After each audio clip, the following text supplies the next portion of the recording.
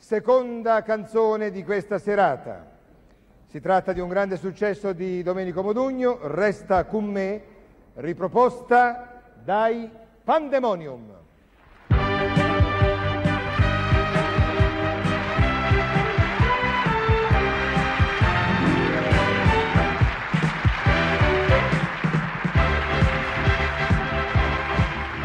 A questo punto riascoltiamo questa bellissima canzone d'amore. Resta con me, cantano i Pandemonium.